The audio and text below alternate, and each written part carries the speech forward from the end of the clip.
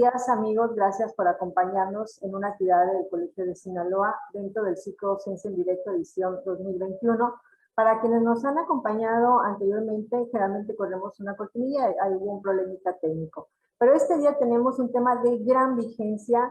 La conferencia lleva por título Más allá del virus, anatomía del riesgo de desastre asociado con COVID-19. Nos acompaña y para ello es muy agradable para mí darle la bienvenida a la doctora Iracema Alcántara Ayala.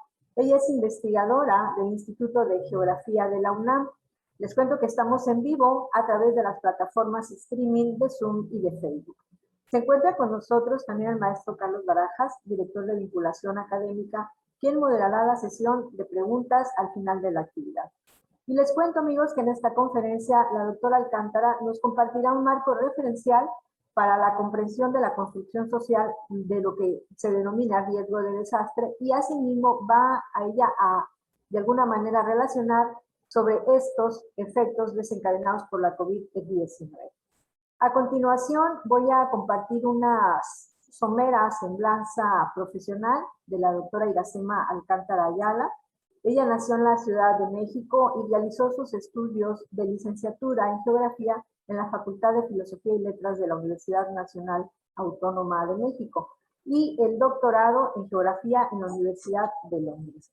Efectuó una estancia postdoctoral en el Instituto Tecnológico de Massachusetts en Boston, Estados Unidos, y fue directora del Instituto de Geografía de la UNAM, donde actualmente se desempeña como investigadora.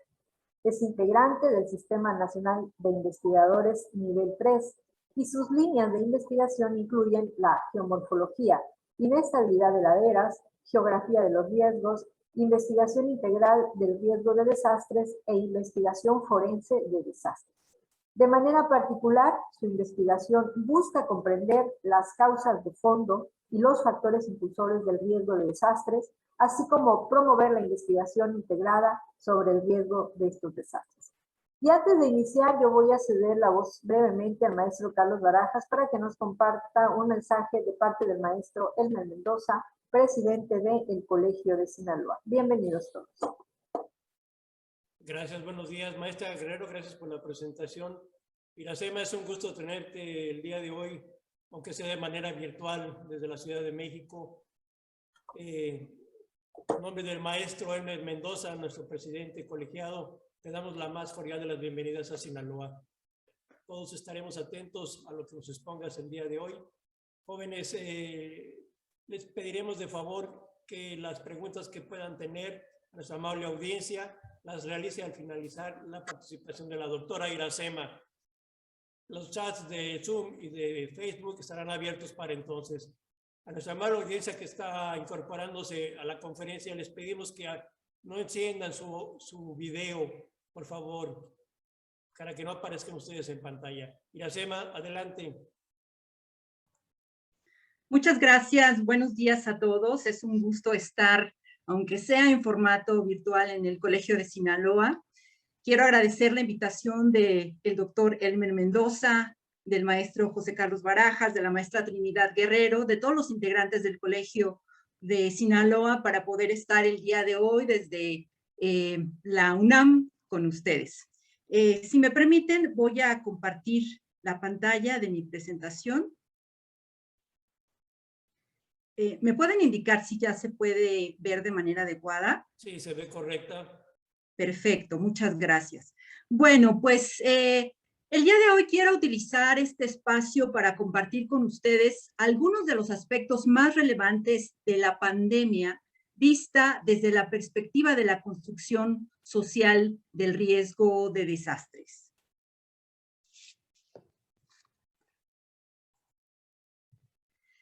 Y para abordar este tema, he dividido la presentación en 5 secciones. En la primera de ellas haré referencia a algunas de las cifras que nos dan idea de la dimensión del impacto de los desastres en el mundo durante las 2 últimas décadas.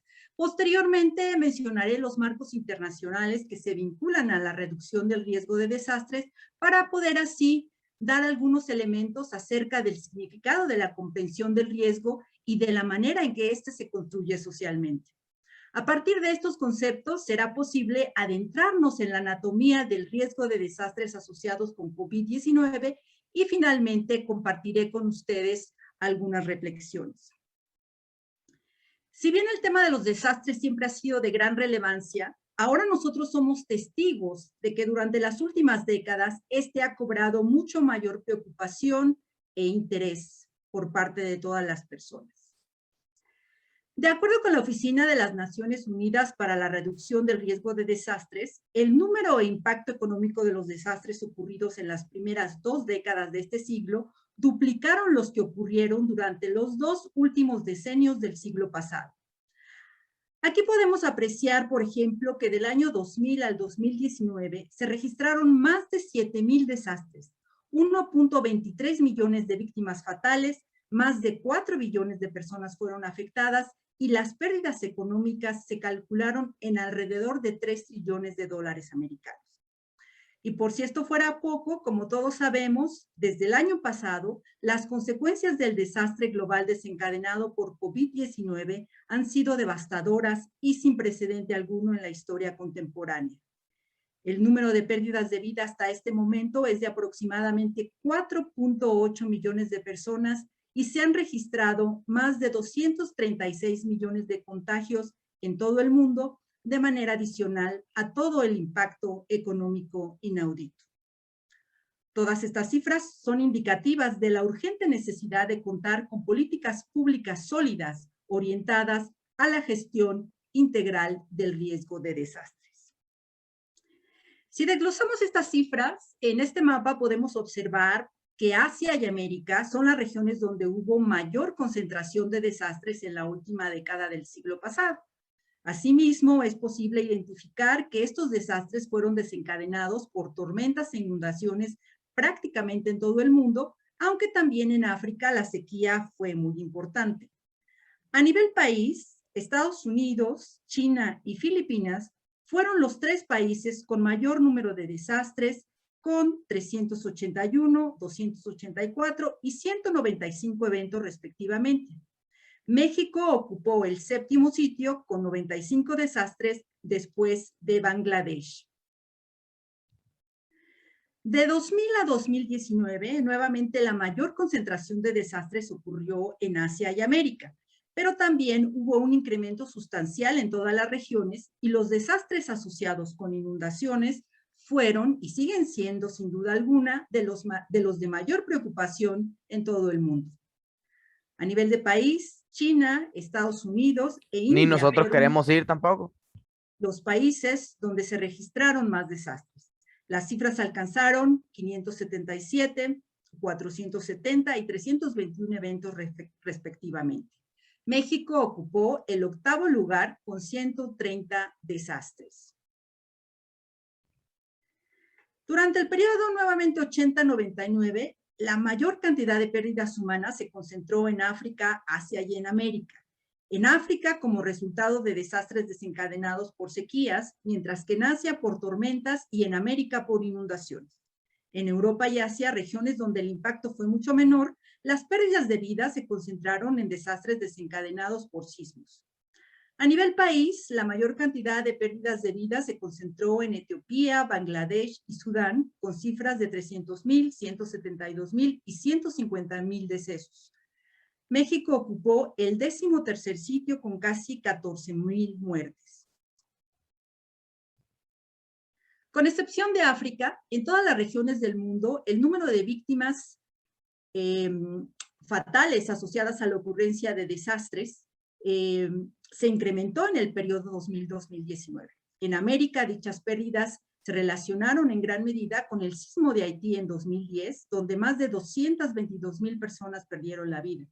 En el caso de Europa, dicho incremento fue resultado de temperaturas extremas, mientras que en Asia también los desastres fueron desencadenados por sismos. En Oceanía destacaron los eventos derivados de sismos y actividad volcánica, mientras que en África la sequía continuó siendo la amenaza que desencadenó más desastres.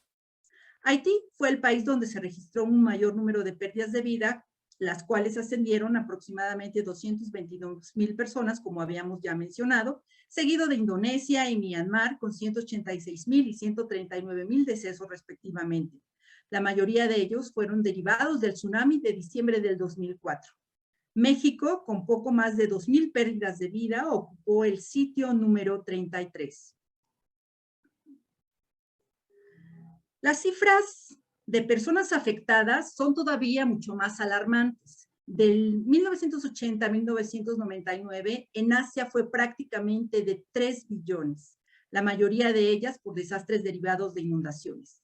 En África, América, Europa y Oceanía, las sequías fueron la amenaza desencadenante de los desastres, cuyas consecuencias involucraron mayores afectaciones.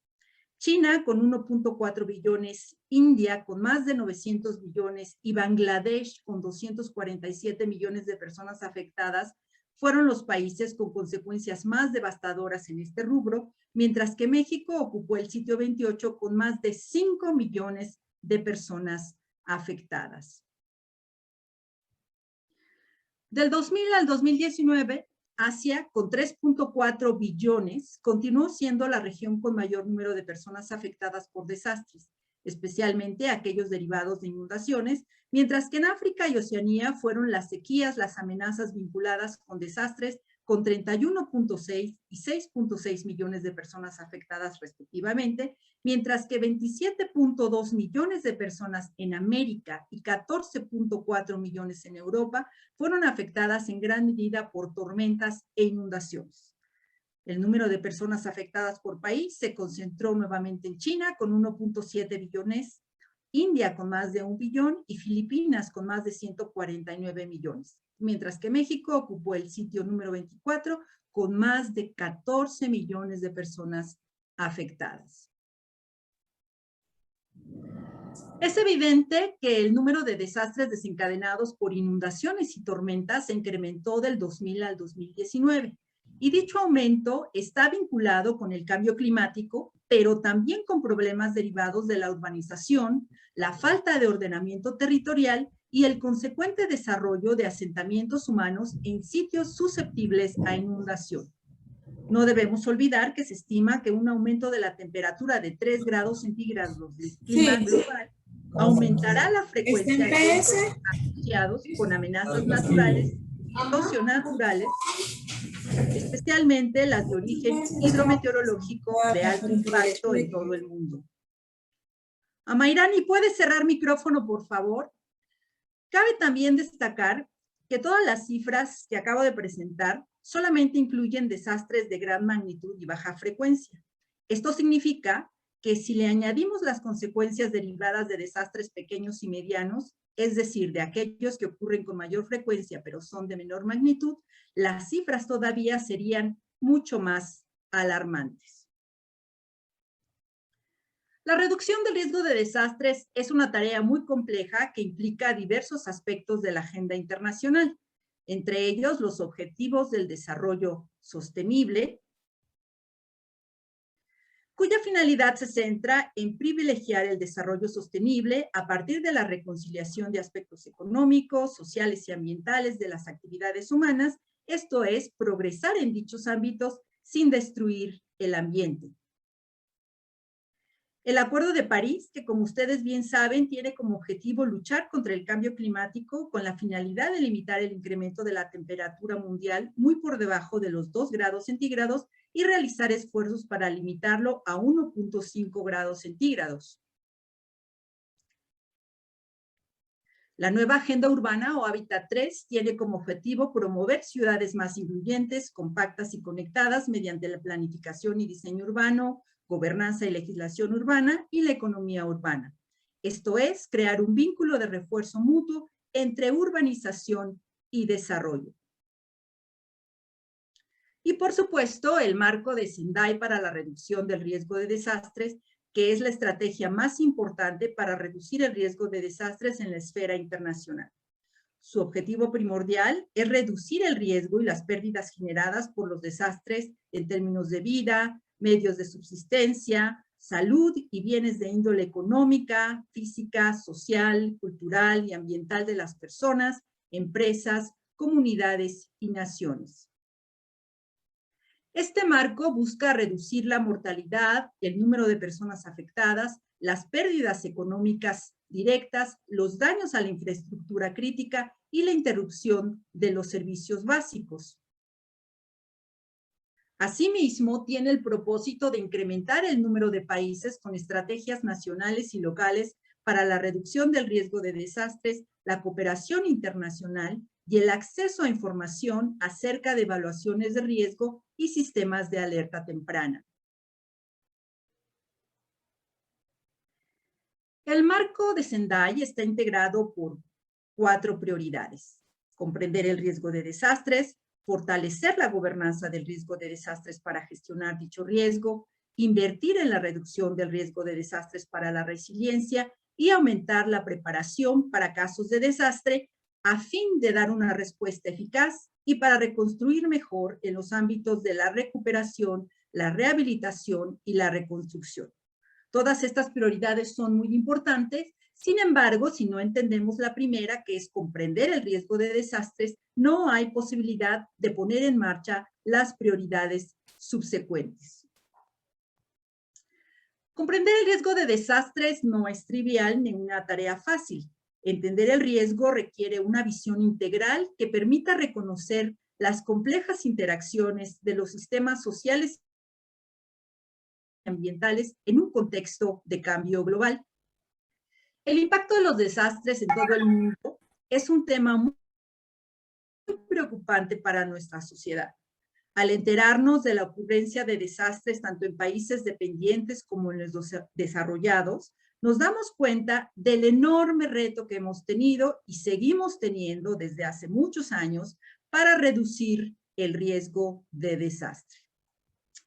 La pregunta que habría que hacerse entonces desde la academia es por qué, a pesar de los avances científicos y tecnológicos y de las innumerables estrategias nacionales e internacionales encaminadas a prevenir desastres, sus consecuencias negativas continúan incrementándose.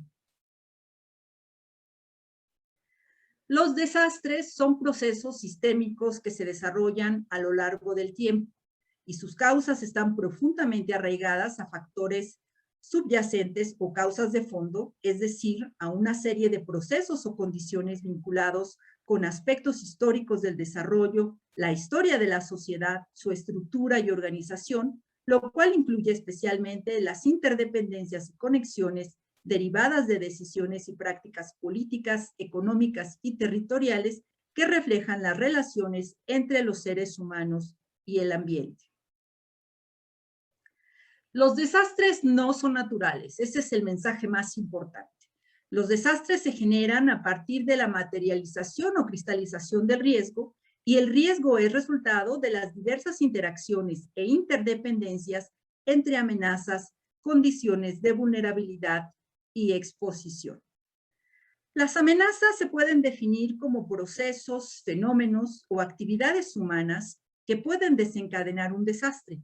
Son de origen diverso, esto es, pueden ser de origen natural, como la actividad volcánica y la sismicidad, socionaturales, como algunos deslizamientos y las inundaciones en zonas urbanas, tecnológicas, como fugas, derrames y explosiones, y biológicas, como la COVID-19.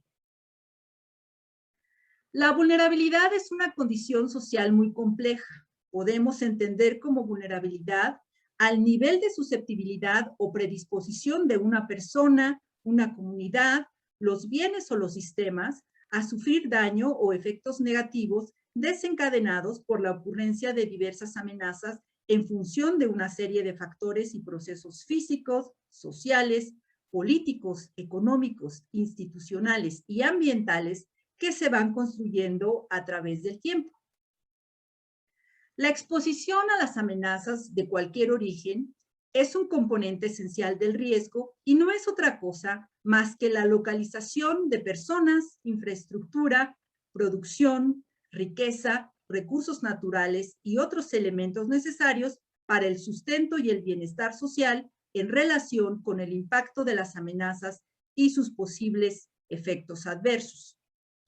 Entonces, el entendimiento de estos procesos de construcción social de riesgo que se dan a partir de la combinación de amenazas, vulnerabilidad y exposición, es posible entender la construcción del riesgo y así poder elaborar políticas públicas orientadas a la gestión integral de riesgo de desastres y no solamente enfocarse en entender la dinámica de las amenazas o en la atención o respuesta ante las emergencias.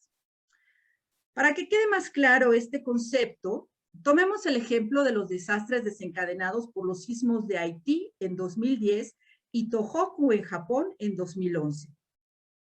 Mientras que el sismo de Japón tuvo una magnitud de 9 grados y el de Haití de 7 grados en escala de Richter, las consecuencias en términos de vida y personas afectadas fueron muy contrastantes.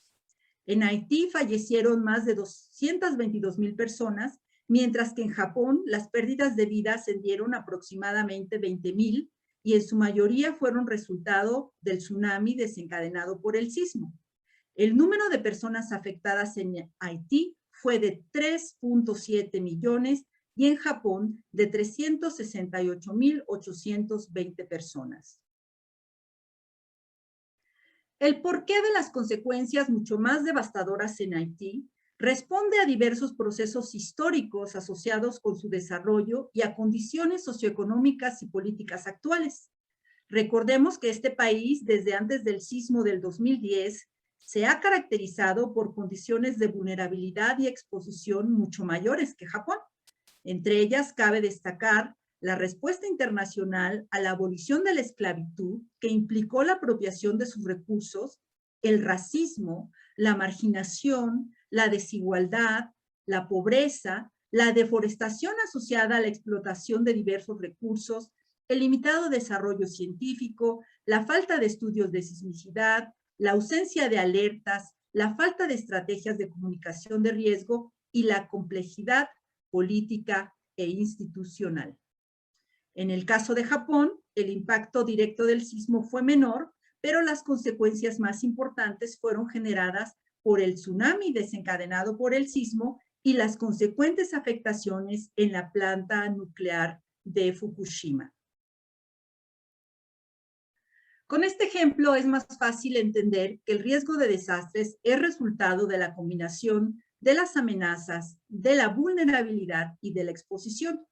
Por lo tanto, es de suma relevancia entender no solo las amenazas, sino también las causas de fondo asociados a procesos de modelos de desarrollo desiguales y ocupación territorial y las condiciones de vulnerabilidad y exposición de la población, ya que de estas dos últimas depende la magnitud del impacto de los desastres y no de la amenaza. Ya teniendo en mente un panorama más claro de la manera en que se construye el riesgo socialmente y que cuando éste se materializa o cristaliza se convierte en desastre, será más fácil entender la anatomía del riesgo de desastre asociado con COVID-19. A lo largo de la historia, la humanidad ha padecido episodios diversos vinculados a enfermedades, brotes, epidemias y pandemias, cuya influencia en los entornos sociales correspondientes con frecuencia ha conllevado transformaciones económicas, sociales, ideológicas, políticas, institucionales y culturales de gran impacto en el corto, mediano y largo plazos. Exactamente después de 9 años del desastre desencadenado por el sismo y tsunami de Tohoku en Japón, el 11 de marzo de 2020, la Organización Mundial de la Salud declaró el brote de la COVID-19 como una pandemia mundial. De manera adicional a los desafíos médicos y científicos para entender el virus SARS-CoV-2 como causante de dicha enfermedad y del desarrollo de vacunas para mitigar los efectos de su propagación, esta crisis nos debe llevar a reflexionar con urgencia acerca del significado de esta pandemia como resultado de los procesos de intervención de los seres humanos en el planeta y de las consecuencias diferenciales en los grupos vulnerables más expuestos como resultado de desigualdades socioeconómicas. ¿Cuántos de ustedes se han preguntado qué tienen en común los desastres desencadenados por sismos, erupciones volcánicas, tsunamis, deslizamientos, inundaciones, etcétera, con la crisis del COVID-19?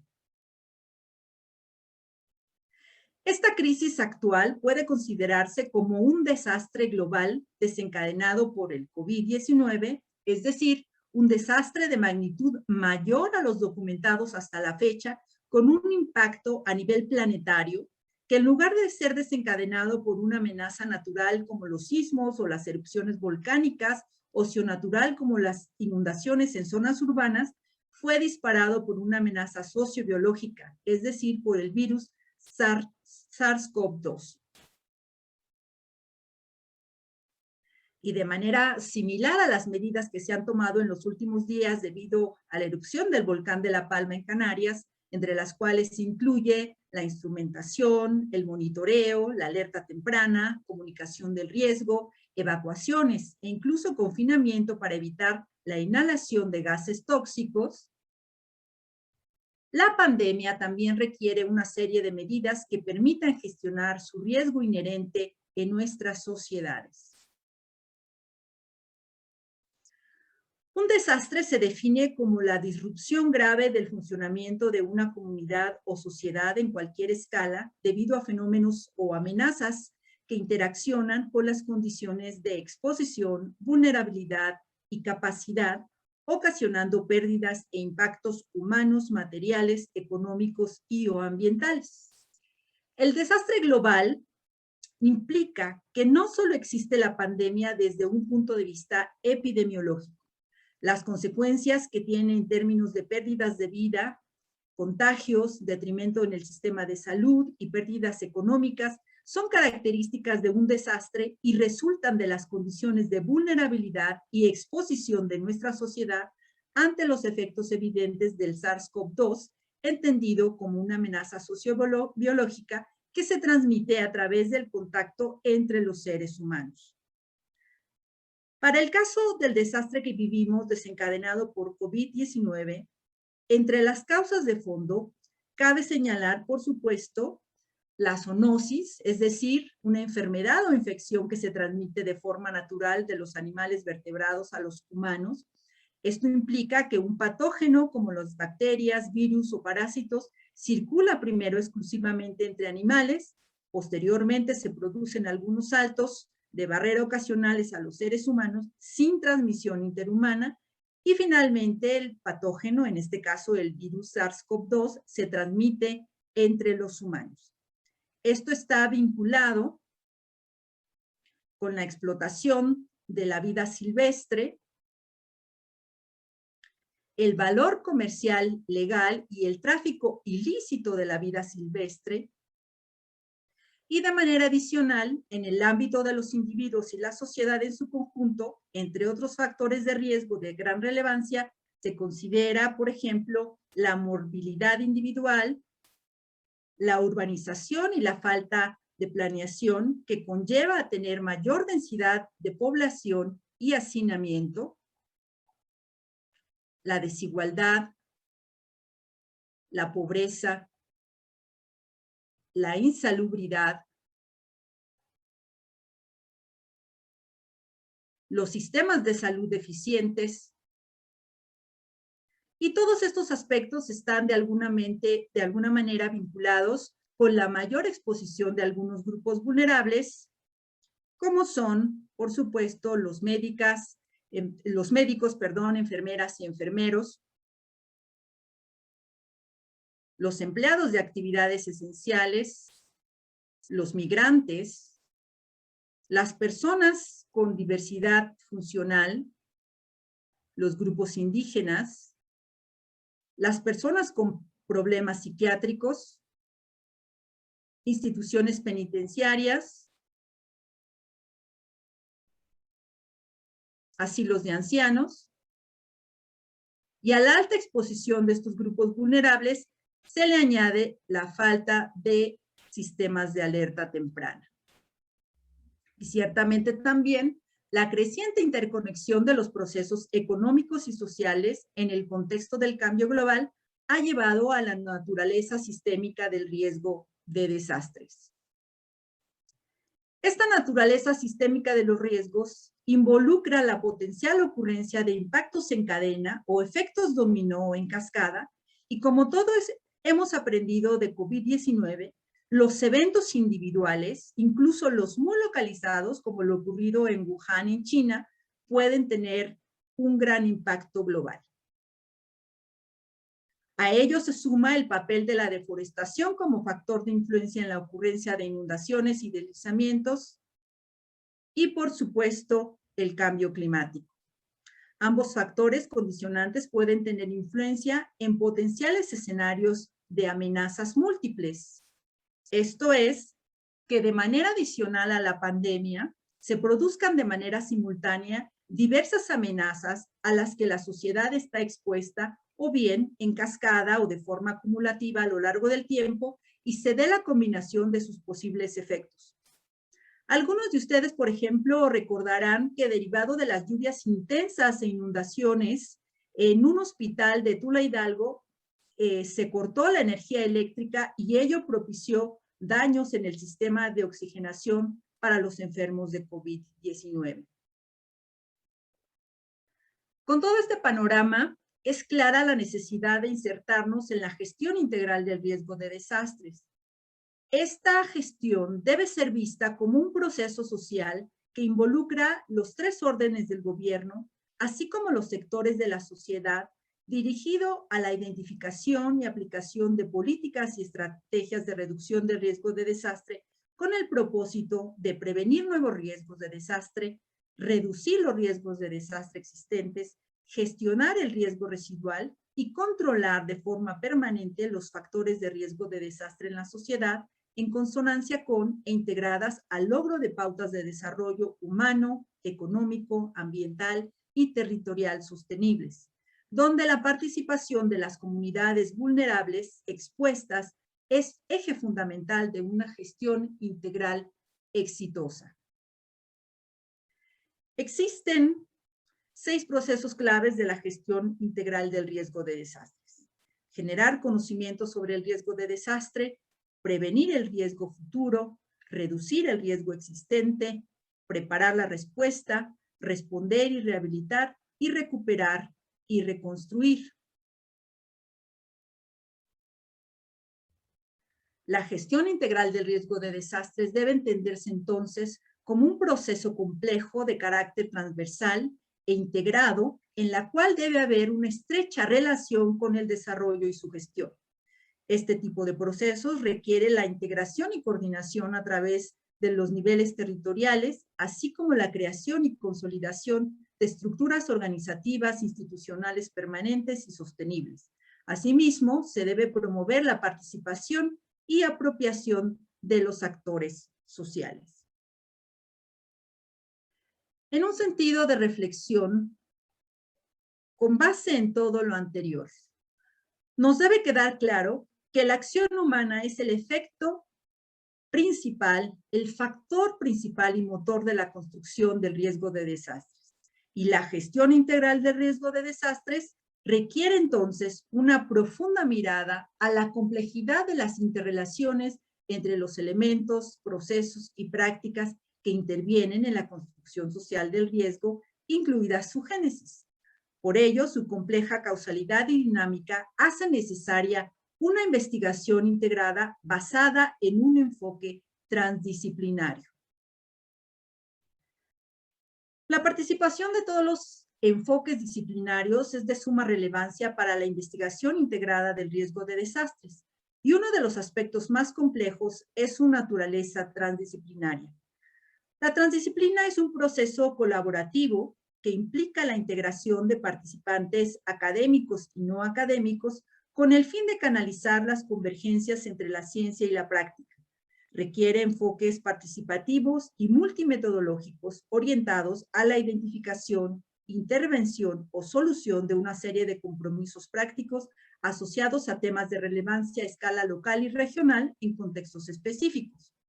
El fin último de la transdisciplina es la coproducción del conocimiento y la capacidad de transferirlos a la formulación de políticas públicas y práctica, lo cual constituye, sin lugar a dudas, un gran reto. Debemos recordar que el enfoque de la ciencia no debe limitarse a proporcionar la información correcta en el momento adecuado para las personas adecuadas, ya que la investigación científica también debe ser útil, utilizable y utilizada. Por ende, la construcción de una interfaz sólida entre ciencia y tecnología dirigida a la formulación de políticas y prácticas para reducir el riesgo de desastres requiere una investigación integrada con un enfoque transdisciplinario. La próxima semana, el 13 de octubre, se celebra el Día Internacional para la Reducción del Riesgo de Desastres y este año el tema se centrará en la cooperación internacional para que los países en desarrollo reduzcan su riesgo de desastres y sus pérdidas por desastres. Esta conmemoración representa una oportunidad para que en la antesala de la cooperación internacional se tome conciencia de la necesidad de crear estrategias de colaboración a nivel nacional, estatal, municipal y local para reducir el riesgo de desastres. El desastre global desencadenado por la pandemia del COVID-19 demuestra la necesidad de un enfoque sistémico y de amenazas múltiples del riesgo en un mundo cada vez más globalizado e interconectado. Esto es, debemos visualizar la complejidad del riesgo y considerar su incertidumbre y la no linealidad que implica. Es decir, que falta una simple relación proporcional entre causa y efecto, lo cual, más allá de las pérdidas humanas, económicas y ambientales directas, puede involucrar en la totalidad de un sistema o en algunos de sus componentes impactos en cadena o efectos dominó más amplios que afecten el funcionamiento de los territorios.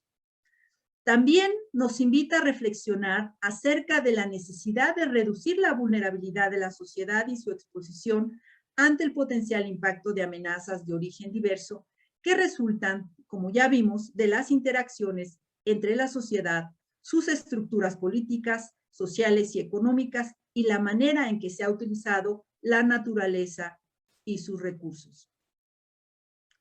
Finalmente, cabe destacar que hoy más que nunca debemos estar conscientes de la necesidad de vincular la ciencia con la política pública y la práctica.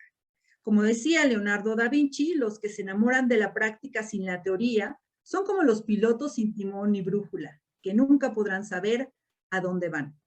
Muchas gracias por su atención.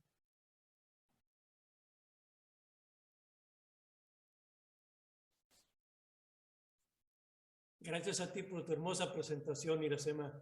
Gracias, has dejado de compartir pantalla. Nuestra amable audiencia, los chats se abren en estos momentos para las preguntas o comentarios que puedan tener tanto en Facebook como en la plataforma de Zoom. Y si hay algo que nos ha dejado claro esta pandemia, es que vulnerables somos todos.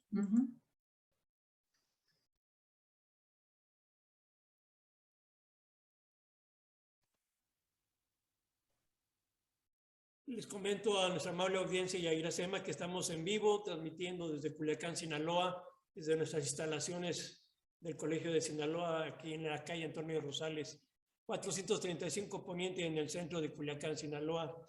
Nuestras oficinas no están en un mismo espacio. Hay cierta separación de hay cierta separación física de una oficina a otra. Entonces, en lo que llegan las preguntas del Facebook, yo voy a dar lectura a las que pueda tener por Zoom. Lo que me están indicando que por Facebook no ha llegado ninguna pregunta al momento. Iracema, ¿el término desastre natural está bien empleado? No. El problema de utilizar el término de desastre natural implica que la naturaleza es la responsable de todo lo que falta, de todos los problemas, cuando en realidad se confunde a las amenazas naturales con desastres naturales. Es decir, por ejemplo, sí podemos tener erupciones volcánicas, sismos, tsunamis, que son amenazas de origen natural, pero eso no significa que sean los responsables de los desastres. Para poder tener un desastre, se necesita la sociedad. Entonces, es importante considerar la vulnerabilidad de las poblaciones, es decir, qué tan propensos somos a sufrir el impacto de esas amenazas como resultado de condiciones políticas, sociales, económicas, institucionales e inclusive ambientales, y de qué manera estamos expuestos a ese impacto potencial. Por ejemplo, hemos tenido recientemente una serie de deslizamientos de tierra aquí en el Estado de México con graves consecuencias, y esto implica, por ejemplo, que las laderas, que además son susceptibles a la inestabilidad de laderas, están llenas de asentamientos humanos. Entonces, las personas están expuestas a esos deslizamientos porque están localizadas en ese sitio que es potencialmente inestable. Y de manera adicional, pues pueden tener condiciones de vulnerabilidad familiar en cuanto a recursos económicos, inclusive conocimiento que tiene que ver con la parte cultural de que están en una zona de riesgo. Entonces, también eso nos hace vulnerables. Si combinamos estas características de edad y exposición con la ocurrencia de amenazas, potencialmente hablamos del riesgo. Pero cuando este riesgo ya se concretizó, ya se materializó, entonces ocurre el desastre. Es malo considerar los desastres como naturales porque quita las responsabilidades de esa construcción social. Entonces, es muy a las autoridades, por ejemplo, decir que los desastres fueron causados por las lluvias o por la sismicidad sin hacerse responsables del ordenamiento del territorio y de la gestión integral del riesgo de desastres. Es evidente que el término desastre natural fue acuñado con una buena intención hace tiempo, pero está caduco. ¿Y hay alguna nueva propuesta para renombrar o para nombrar correctamente un término para asociar esto con lo que tú acabas de exponer? No, bueno, simplemente se tiene que hablar de desastre y tal vez se especifique asociado, desencadenado a una amenaza de origen natural, asociado a la sismicidad. Por ejemplo, los desastres de los sismos del 2017 fueron desastres desencadenados por sismicidad. El desastre global que vivimos ahora por COVID es un desastre desencadenado por el COVID-19, que es una amenaza sociobiológica. Entonces se le da el apellido en función del origen de la amenaza, pero lo que estamos tratando de hacer, tanto a nivel nacional como en el ámbito internacional, es ya no hablar de desastres naturales. Y cabe destacar que muchos de los chicos todavía van a encontrar en los libros, en las publicaciones, el término de desastre natural, porque inclusive en la academia ha costado trabajo erradicarlo. Pero la idea es hacernos más responsables de cómo esas interacciones de la sociedad y el ambiente han construido el riesgo a través del tiempo y cómo debemos hacernos responsables de esa construcción del riesgo y de los desastres para poderlos evitar. Gracias. A través de Zoom, Juliana te pregunta, ¿por qué piensa que en países como Australia o Nueva Zelanda la pandemia afectó muy poco? Gracias, Juliana. Estupenda pregunta. Bueno, en países como Australia y Nueva Zelanda hay diversas instancias que gestionan el riesgo de desastre de manera distinta a lo que se hace en América Latina. Allá desde un principio se cerraron las fronteras y hubo una serie de sistemas de alerta para toda la población, donde hubo una fuerte comunicación del riesgo para que no se extendiera el virus como en nuestros países. Entonces tiene que ver con la toma de decisiones, la política pública, la visión, el contacto que tienen las autoridades también con los cuerpos científicos, no solamente los epidemiólogos, sino también los responsables de la gestión integral del riesgo de desastre, y esto les permitió tomar decisiones adecuadas para que el impacto de la pandemia no fuera tan grave como lo ha sido en nuestros países. Allá sí asumen su responsabilidad. Sí, exactamente, y lo importante fue visualizar a futuro, porque todo el mundo tenía ya la información de que en Wuhan estaba apareciendo esta pandemia. Inclusive nosotros, recuerdo, veíamos imágenes por televisión, por redes sociales, donde podíamos ver a los chinos utilizando inclusive más allá de las máscaras, los cubrebocas normales, se ponían una serie de artefactos, de botellas de plástico, etcétera, para poder evitar el contacto, porque todavía no se conocía de manera específica la manera del contagio. Entonces, recordarán que también las superficies en un principio se consideraron como altamente contagiosas y había que estar limpiando, etcétera. Se tenía esa información que estaba ocurriendo en China. En México todavía no había casos, pero así como en otros países de América Latina, no se tomaron las precauciones necesarias y, por ejemplo, las fronteras siempre quedaron abiertas. No hubo una iniciativa temprana donde, por ejemplo, se tomaran muestras y se hicieran pruebas a los viajeros que llegaban a la Ciudad de México o a todo el país.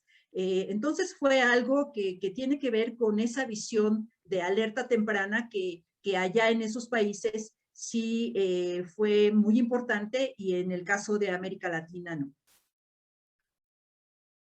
Bueno, eso nos da la oportunidad de ver nuevamente cuáles son las debilidades de los sistemas políticos en general. No voy a particularizar porque no es la ocasión, claro, ni es el caso, pero está claro que mientras no haya voluntad de las diferentes partes, no se va a lograr gran avance en esto de la prevención. Quizá nuestros jóvenes estudiantes y público que nos acompaña el día de hoy hayan tenido la oportunidad de conocer la Ciudad de México y viajar por carretera hacia el estado de Hidalgo, por ejemplo, pero que no ha tenido esa oportunidad, es impresionante, jóvenes, ver cómo las laderas de la autopista están repletas de gente, casas, habitaciones. Desde que uno sale del Distrito Federal hasta que llega a Hidalgo, a Pachuca, Hidalgo, por ejemplo, hay construcciones tras construcciones. Entonces, es evidente que el hombre ha modificado su hábitat y que está haciendo lo necesario para que esté en riesgo cada vez más y más y más. Sí, y el problema, como bien señalas, es que de manera adicional a que no hay políticas que reduzcan el riesgo que ya existe, tampoco hay políticas que reduzcan o que eviten el riesgo a futuro. Se siguen construyendo una serie de zonas residenciales en zonas inestables y también en zonas de inundación. Entonces, esto da pauta a la ocurrencia de todos estos desastres que de manera adicional a los de gran magnitud, que son a los que hacíamos referencia al principio de la plática a través de los mapas, pues de manera cotidiana estamos viendo que durante la temporada de lluvias existen más y más desastres y que también de alguna manera van acumulando esos efectos de vulnerabilidad en la población. Es decir, tienen inundaciones un año, tratan de reconstruir sus hogares, etcétera, y en el siguiente año vuelven las lluvias y eso que ya habían tratado de reconstruir o que ya habían adquirido, las cosas que perdieron, nuevamente se ven afectadas. Entonces es una necesidad de tener una vinculación más estrecha también con la ciencia para poder gestionar el riesgo de manera integral. Es un proceso muy complejo esta construcción del riesgo e implica visiones transversales que tienen que ver con el territorio, con el ambiente, con el agua, con los recursos, con la ciencia, con muchas vertientes que necesitan precisamente tener ese enfoque transdisciplinario que mencionábamos y que no es fácil porque también implica la participación de la sociedad de manera permanente. No se trata simplemente de hacer visitas aisladas a las comunidades, sino de tener una relación de conocimiento del territorio, de los factores que están generando ese riesgo y de identificar la manera conjunta de poder reducir ese riesgo entre todos. Sí, hay algunos ejemplos positivos, creo yo, por ejemplo, los comités de protección civil, cuando en el caso de las cuestiones climáticas, voy a hablar en el caso de Sinaloa, que se espera la llegada de alguna tormenta, algún huracán, se trata de prevenir el riesgo de un desastre mayor, pero de hecho el riesgo está ahí por lo que ya se hizo antes, ¿no?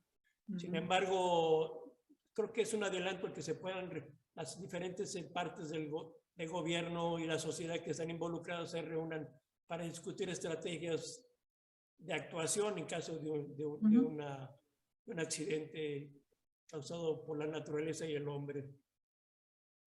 Sí, sin duda, es muy importante que de manera adicional a tratar de reducir el riesgo existente, a evitar el riesgo futuro, tengamos la preparación para poder actuar en caso de que ocurra un desastre. Entonces, la comunicación, la coordinación entre la sociedad y las autoridades, y que se da en mucha medida a través de estos comités de protección civil que mencionas, son de gran relevancia.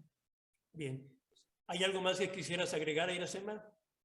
Bueno, me gustaría agregar, aprovechando que tenemos tantos estudiantes, que es importante la visión que ellos van a tener a futuro después de este desastre desencadenado por COVID-19. Es una generación que, bueno, todos estamos marcados por esta pandemia, pero indudablemente la juventud también va a tener en su mente y en la manera en que va a vivir posterior a la pandemia una